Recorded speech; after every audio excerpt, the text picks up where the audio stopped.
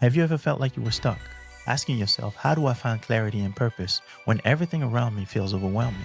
And I'm not even sure where I'm going. Well, you're not alone. Whether you're running a business, raising kids, or trying to keep up with the demands of life, we all reach a point where we lose our sense of direction. But here's the thing, if you're ready to rediscover your passion, find your way back again, and reconnect with what truly matters to you, you've come to the right place. I'm your host, Yves Mukanya, and you are listening to the Rising and Thriving podcast.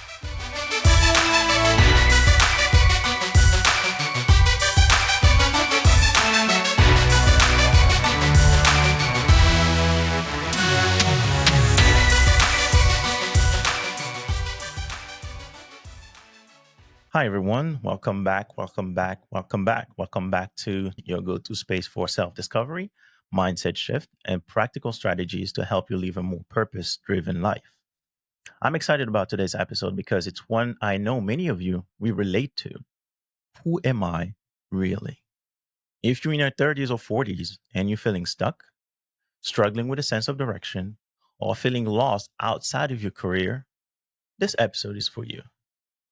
Today, there's four key areas that we are going to talk about. Those four areas are going to help you unpack your true self beyond the job titles and roles life has given you. Here's a quick rundown of the four talking points we'll be exploring. One, the layers of identity. Here, we'll look beyond the labels. We look at how identity forms and evolves, as well as the narrative we create for ourselves through the work of Dr. Dan McAdams. We'll also explore a philosophical angle through the lens of Friedrich Nietzsche. Two, tug of war. This is society versus self. Here, we'll dive into how society shapes our identities. We'll also pull from a piece by Dr. Jennifer Crocker on social self, followed by an examination of Jean Paul Sartre's existential philosophy. Three, the inner compass. Here, it's all about finding your core values. This section will cover how values act as an internal guide with insight from Dr. Brene Brown's research on vulnerability. And we'll also take a deep dive into Aristotle's view on virtue and purpose. And four, it's all about practical strategy. It's about reconnecting with your true self. I'll give you three practical strategies to help you rediscover who you are. And to keep this relatable, I'll share some of my personal experiences. So let's dive in. Before going deeper into the subject of our episode, I want to talk to you about my coaching program and why I created it. A few years ago, I found myself in a very dark place. I was working hard, but I felt like I was spinning my wheels. I had no control over where my life was going. Everything around me was crumbling, and I was powerless to stop it. It's frustrating and scary when you've lost your sense of direction, especially in your 30s and 40s, when you feel like you should have had things figured out by now. That's why I created Rise. It's a coaching program for professionals who, like I did, feel disconnected from their purpose and passion. Through four simple steps, Rise helps you break free from doubts, reconnect with your true self, set clear goals, and take actions that move you forwards. I've been where you are, and I found a way through it. And I know you can too. So if this message resonates with you and you're ready to start your journey of rediscovery and purpose, I would love to help you take that next step. So feel free to connect with me through my website, www.yvestmukanya.com, and it spells YVESTMUKANYA.com, or on LinkedIn, just Yves Mukanya. Let's work together to help you create the life you know you deserve. Now, let's get back to our episode. Let's start by peeling back the layers of identity. So many of us define who we are by what we do. I was guilty of it myself. But is our job title really who we are? In his article, Identity Development in Adulthood, Dr. Dan McAdams argues that identity is fluid and constantly evolving. We construct our identity through stories, narrative that change as we grow and encounter new experiences. McAdams introduced the concept of narrative identity, which is essentially how we make sense of ourselves through the story we tell about our lives. Now, if our story is only based on what we do for work, then what happens when our career changes? When we lose a job or retire? See, suddenly we lose a piece of ourselves. I can relate to that because it was something that happened to me a few years back. I spent more than a decade preparing to go to medical school and becoming a doctor. When that door was shut to me, I was completely lost. I had no idea who I was anymore because my entire identity was wrapped in becoming a doctor. So whenever I stopped and asked myself, Eve, who are you? It is sad to say, but I drew a total blank. I never took the time to think about myself without the title. McAdams will say that my story was incomplete. It lacked depth beyond the role I play professionally and socially. So, how do we expand our identity beyond our career roles? What's the next step into reclaiming who we really are? This question led me to Friedrich Nietzsche's concept of becoming who you are. See, Nietzsche believed that life is about constant growth, transformation, and self overcoming. In his view, we are not born knowing who we are. We become ourselves through choices, action, and self reflection.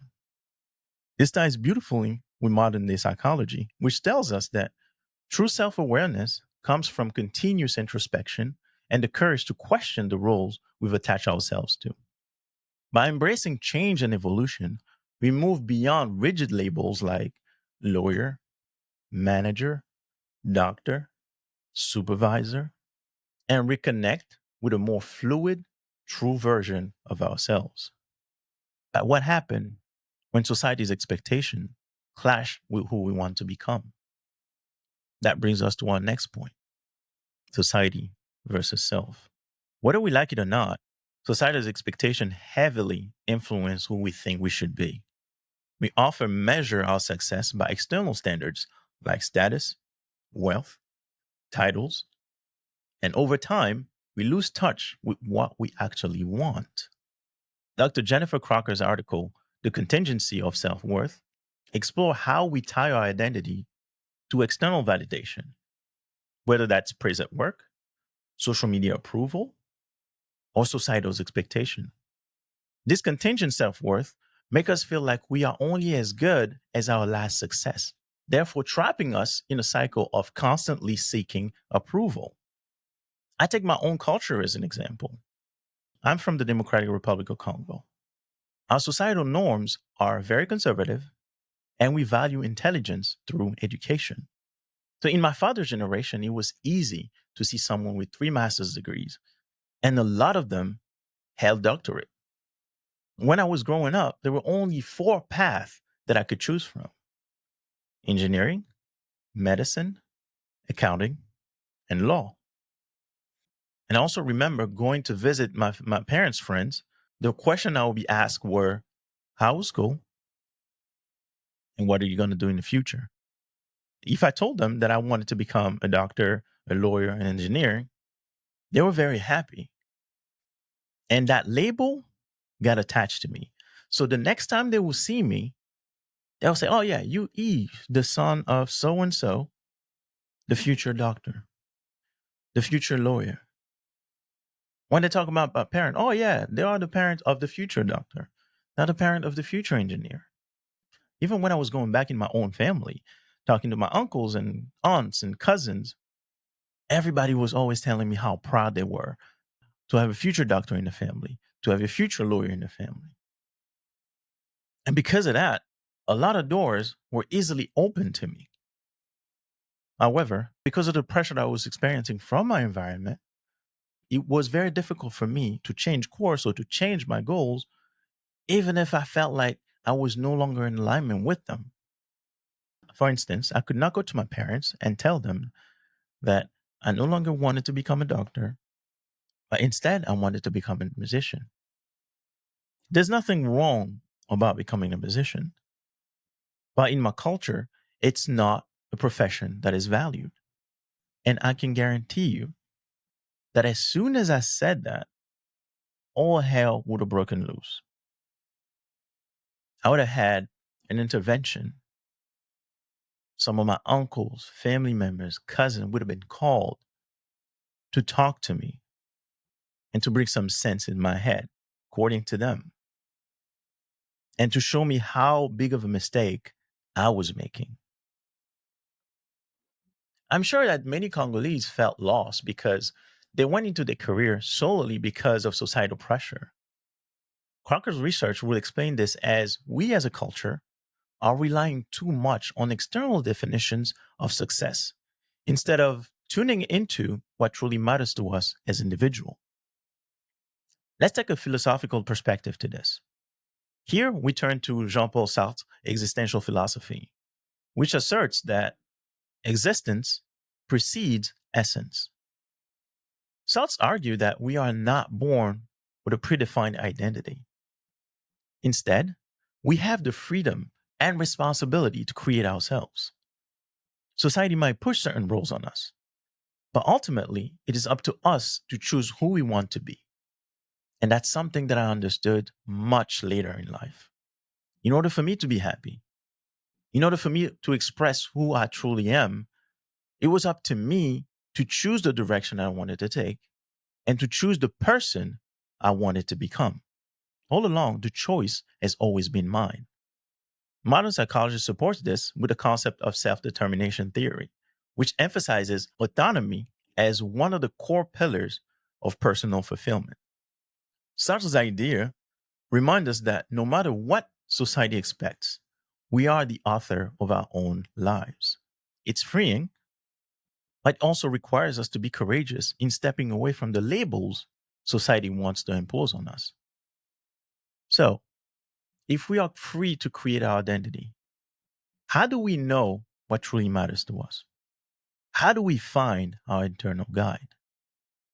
And this leads us to our third point, finding our core values. Our values act as an internal compass, guiding us when situations around us try to define who we are. But identifying our values isn't always easy, especially when we've been so focused on always meeting external expectations. In her book, Daring Greatly, Dr. Brene Brown discusses how vulnerability is a gateway to understanding ourselves and living a life aligned with our values.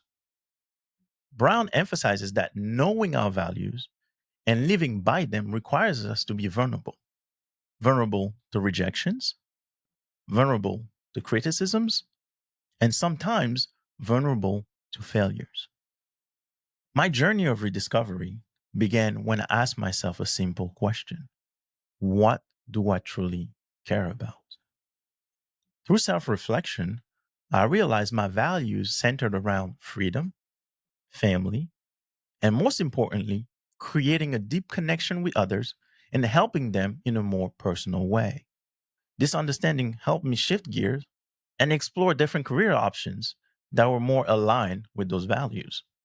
And that's how I became a therapist and a coach. This idea is in line with Aristotle's concept of virtue ethics, where happiness comes from living in accordance with one's virtues. And those virtues are courage, honesty, and compassion. Aristotle believed that knowing and practicing those virtues is what leads to a fulfilling life. In modern psychology, this aligns with the idea of value based living, where understanding and committing to your core values leads to a greater life satisfaction. Now that we've explored the philosophical and psychological foundation of identity, how do we practically apply this in our daily life? Let's move on to the final section, actionable strategies. How can we start reconnecting with our true self beyond the labels, roles, and societal pressures? Here are three strategies that have helped me. First strategy, journaling for clarity. Journaling allowed me to sit and reflect on my past experiences, to discover patterns that were hidden to me, and to tune into my inner voice. To get those results, I had to ask myself open ended questions such as: when in my life did I truly feel alive? Or what do I want to leave behind to my children when I'm gone? Creating the habit of putting those reflections down on paper helped me discover part of myself that had gotten buried under my daily responsibilities. Second strategy, values alignment. I spent some time identifying my top 5 values. I did it by listing what I care about the most and comparing it with how I was living my life at the time. I then asked myself, am I making decisions that are aligned with my values? If the answer was no, then I started to think about small shifts that I could make to get back in alignment with my values. This exercise helped me stay anchored at time when my life started to become chaotic and overwhelming. Third strategy, exploring hobbies and interests. I had to rediscover the things that brought me joy outside of work. That's why I tried judo. I tried jujitsu. I'm at the gym on a regular basis, lifting weights, traveling, learning, and riding a motorcycle. See, engaging in those activities outside of my career reminded me that I had a multidimensional identity. And my identity was not tied solely to one role or one title. And just as a parenthesis, learning how to ride a motorcycle was the best decision I ever made. I got my riding license towards the tail end of my marriage, and I purchased my first motorcycle after we separated. So outside of spending time with my kids, motorcycle riding helped me keep my sanity when I was going through my divorce. It allowed me to reconnect with one of my strongest values, which is freedom. And it gave me a sense of fulfillment that had been missing in my life for quite some time. We've covered a lot today, from the psychology of identity development to society's influence to finding your core values. We've also discussed practical strategies like journaling, value alignment, and exploring hobbies to help reconnect with who you truly are. Remember, your identity is much more than the role you play in life. Whether it's your job, your family, or your social circle, those roles don't define you. Who you are is a combination of your experiences, your values, and the choices you make. I encourage you to take one small action today to reconnect with your true self.